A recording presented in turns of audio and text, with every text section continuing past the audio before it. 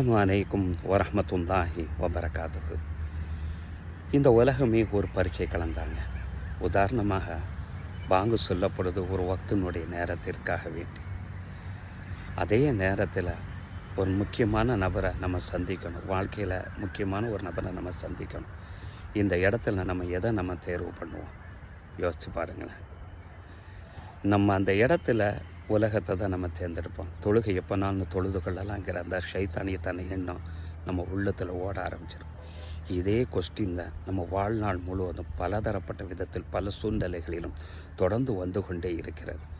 ஒவ்வொரு பரீட்சையினுடைய சமயத்திலும் நாம் ஃபெயில் ஆகி அரியர் வைத்து கொண்டே இருக்கிறோம். எப்பொழுது நம்ம அந்த அரியரிலும் இறைவனை தேர்ந்தெடுத்து நம்மளுடைய வாழ்க்கையை நம்ம செலுத்த ஆரம்பிக்கிறோமோ அப்பொழுதுதான் நம்ம வாழ்க்கையில் வெற்றி பெற்றவர்களாக ஆகும் என்பதை சூரத்துல் பக்ராவில் இறைவன் இவ்வாறு சொல்லுவான்.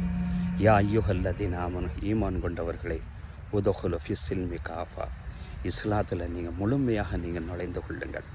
வலா தத்தபியோ ஹுத்துவாத்தி ஷைத்தான், இறைவனை தேர்ந்தெடுக்காத இந்த உலகத்தை தேர்ந்தெடுக்கக்கூடிய அந்த ஷைத்தானியத்தான எண்ணத்தை நீங்கள் பின்பற்றாதீர்கள்.